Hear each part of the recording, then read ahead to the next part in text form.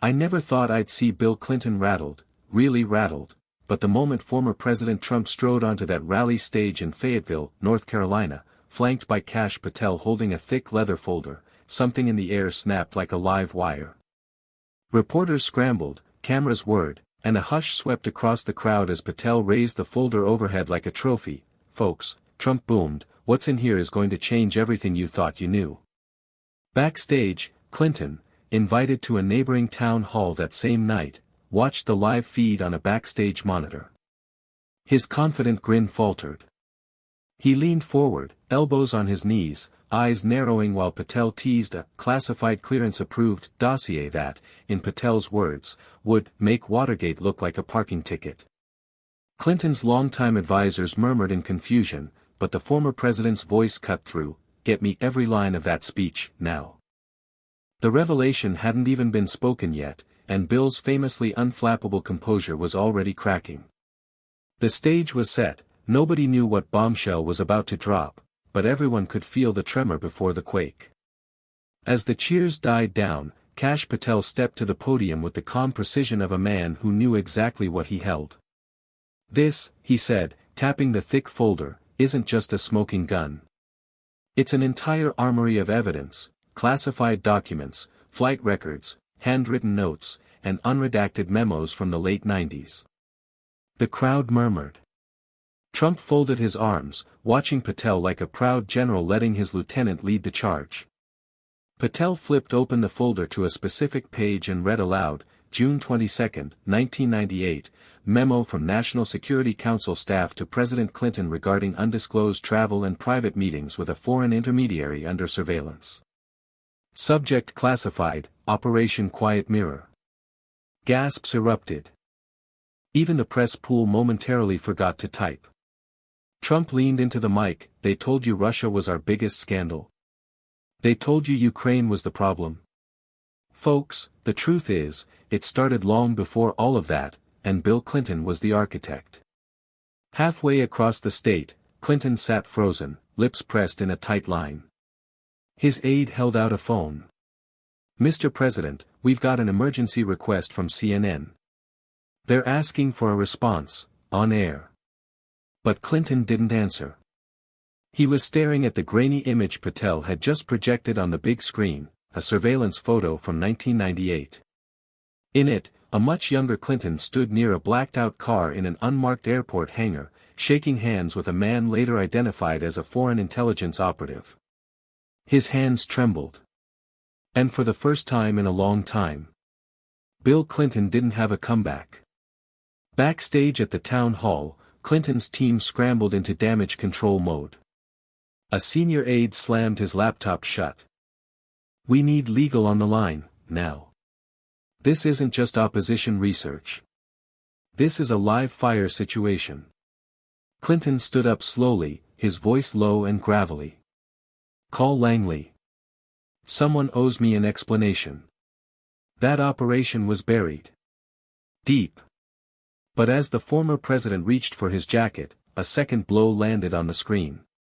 Patel had moved on to a sealed testimony, one that no one in the public had ever seen. It was from a former national security advisor who had turned whistleblower, and who, it turned out, had kept copies. President Clinton was briefed on the foreign assets background in April of 1998. He was warned not to engage. He dismissed the warnings and met the operative off record. Trump's grin widened. "And guess what, folks? They buried this. For over 2 decades. Why? Because if the American people ever saw what we're showing you tonight, they'd realize the corruption didn't start with Biden. It started with Bill." Phones were lighting up across Washington. Senators, ex-intelligence officials, even media executives were calling each other in a frenzy. Clinton's name trended worldwide, #QuietMirror surged to the top of every social platform within an hour. Clinton finally broke the silence. "I want every contact I ever had with Patel. Find out how he got that file. And find out who turned."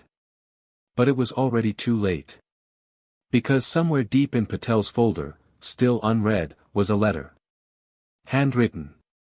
And signed by Bill himself. On stage, Patel paused for dramatic effect.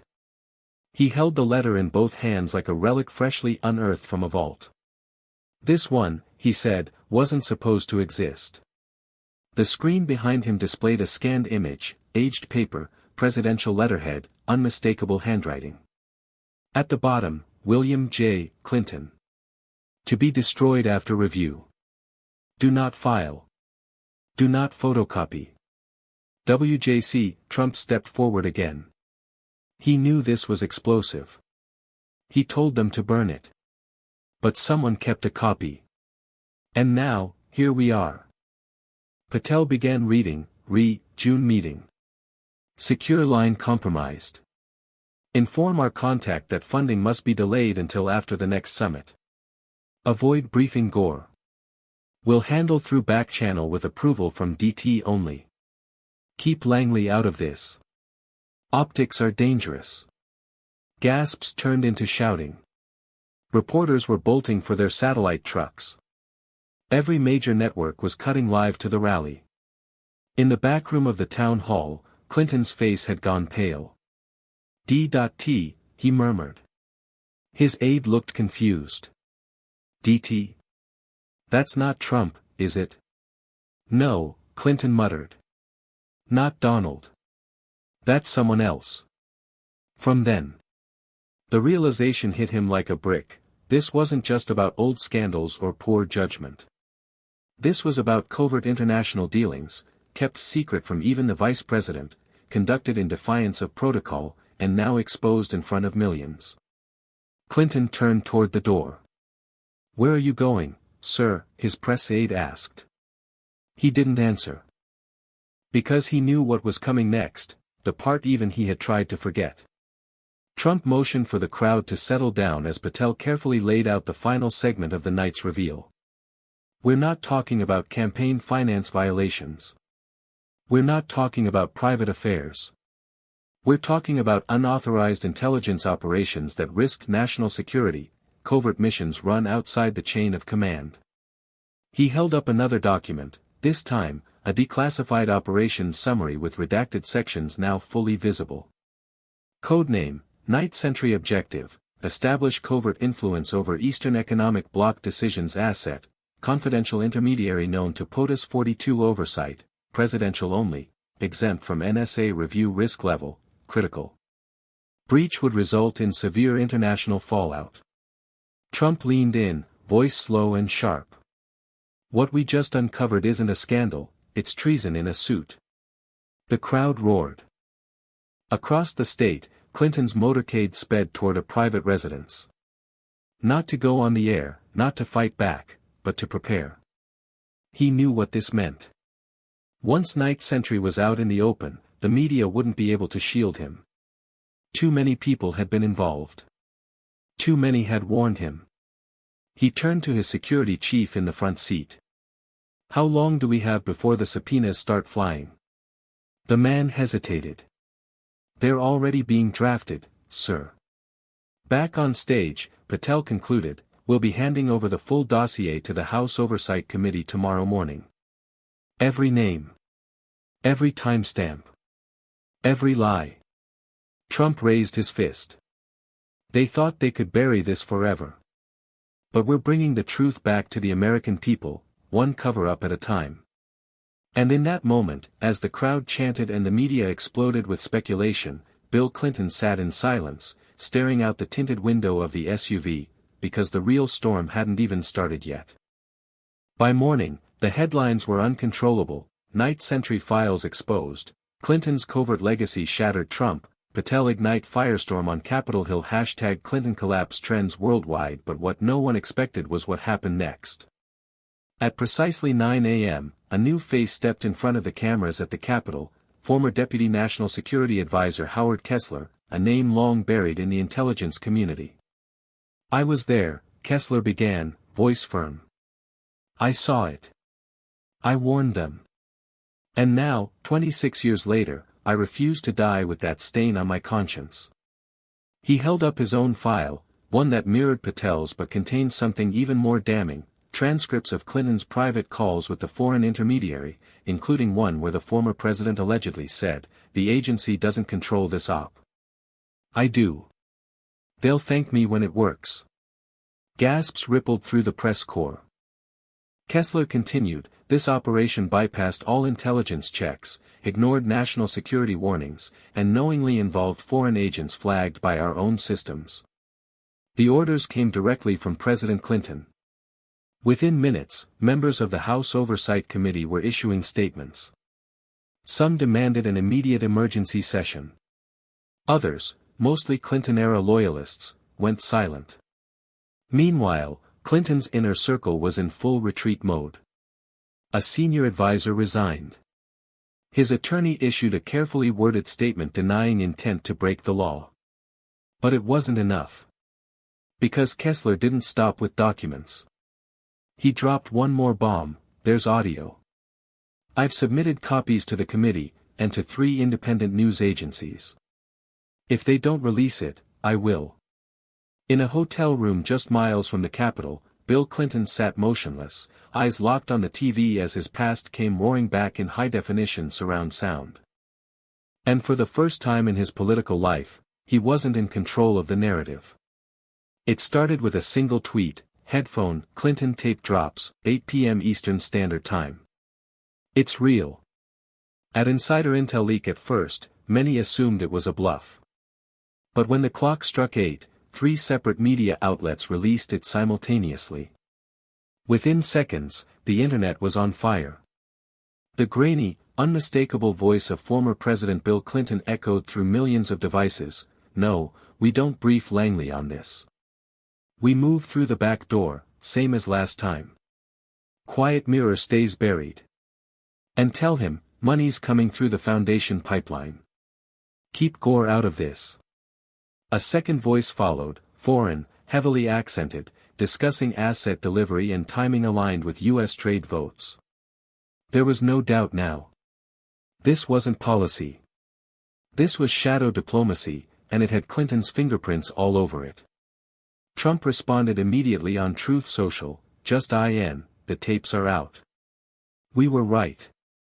Clinton ran a rogue operation behind America's back. Now it's time for justice." #Night Sentry. At the Capitol, multiple committee members, Republican and Democrat alike, began calling for a formal inquiry. Some demanded Clinton testify publicly. Others hinted that criminal referrals were now on the table. Clinton's legal team scrambled to issue a statement: "The recordings, while alarming, are taken out of historical context." The former president maintains that all actions taken were in the best interest of U.S. foreign policy. But no one was buying it. Not with the letter. Not with the memo. And especially not with the tapes. Meanwhile, protesters gathered outside the Clinton Foundation's New York office, waving signs that read, "Who's quiet now?" and "ex-president" or "ex-agent." In a rare moment of vulnerability, Clinton appeared briefly outside his private residence, waving off reporters before saying only, "This wasn't supposed to come out like this." Then he turned away, and shut the door. But the door to his past was now wide open, and what was coming through next, he couldn't shut down. By the next morning, the focus had shifted from Clinton's words to Clinton's money. Patel returned to the spotlight with a press conference outside the Capitol, holding up a set of financial records flagged by forensic analysts. "These are not donations," he said. "These are covert disbursements, coded payments routed through front charities, international shell companies, and back-channeled straight to individuals connected to Operation Night Sentry." Behind him, a giant screen displayed flowcharts of funds moving through what appeared to be charitable initiatives, then rerouted into political consulting firms and private intelligence contractors. Patel pointed to one name on the list. "That entity right there. It doesn't exist. It never did. But it received over $3.2 million, on Clinton Foundation letterhead." The crowd of reporters erupted. At that moment, a Treasury Department whistleblower came forward anonymously with internal documents confirming that certain foundation-linked transfers had triggered suspicious activity reports, SARS, as early as 2001, but were flagged for non-action due to presidential privilege. News outlets exploded with the headline, "Clinton Foundation implicated in covert funding web, ignored for decades." Even former allies began to waver. A longtime Clinton strategist appeared on MSNBC and admitted, "This goes beyond politics. This is national security and accountability." Meanwhile, inside the foundation's Manhattan office, senior staff held emergency meetings as major donors began pulling support. Clinton, watching the carnage from his private estate, finally spoke to his legal team with a tone they hadn't heard before. "I want to know," he said, "who in our circle gave them that financial trail." Someone turned. But the truth was, it wasn't just someone. It was multiple people. The cracks were no longer cracks. They were collapsing walls. The fallout moved faster than even Clinton's fiercest critics expected. By noon, the House Oversight Committee had voted unanimously to issue a subpoena for Clinton to testify under oath regarding the Night Sentry documents, the leaked audio, and the Foundation's financial trail.